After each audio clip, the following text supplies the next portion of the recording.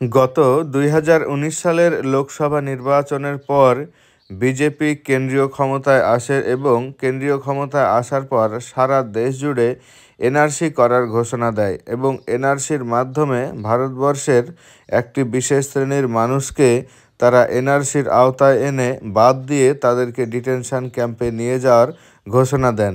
এই ঘোষণার পর থেকে গোটা ভারতবর্ষের মানুষ আতঙ্কিত। তারা দীর্ঘ সময় আন্দোলন করেছে।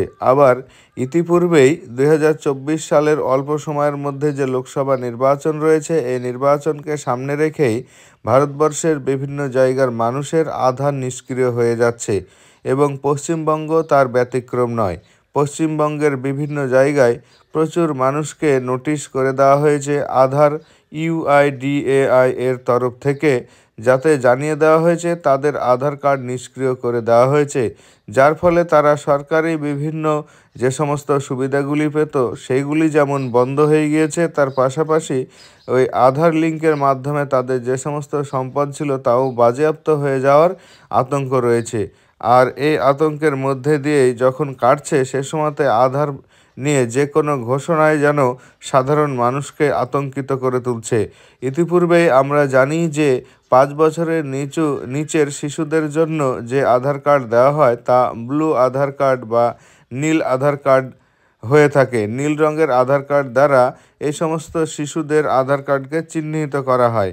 আর এই নীল রঙের আধার কার্ড নিয়ে শুরু হয়েছে আতঙ্ক, কেননা এই নীল রঙের আধার কার্ডের কাজ কি? অর্থাৎ সর্বসাধারণ মানুষ নীল রঙের আধার কার্ডের ফলে হয়তোবা নিষ্ক্রিয় করা আধার কার্ড বা কোনো নির্দিষ্ট শ্রেণীর বা ব্যক্তিকে চিহ্নিতকরণ করা আধার কার্ড হতে পারে বলে ধারণা করছে, কিন্তু প্রকৃতপক্ষে নীল রঙের আধার কার্ড এমন কিছুই নয়। এই নীল রঙের আধার কার্ডটি হলো সেই কার্ড যে সমস্ত ভারতীয় শিশু তাদের বয়স ৫ বছরের নিচে রয়েছে তাদের জন্য আধার কার্ডের রং করা হয়েছে নীল, অর্থাৎ এই কার্ডটিকে বাল আধার কার্ডও বলা হয়ে থাকে। এই কার্ডের দ্বারা শুধুমাত্র ৫ বছরের নিচু বয়স্ক শিশুদেরকেই চিহ্নিত করা হয়। তো আপনাদের তথ্যটি কেমন লাগলো অবশ্যই কমেন্ট করবেন।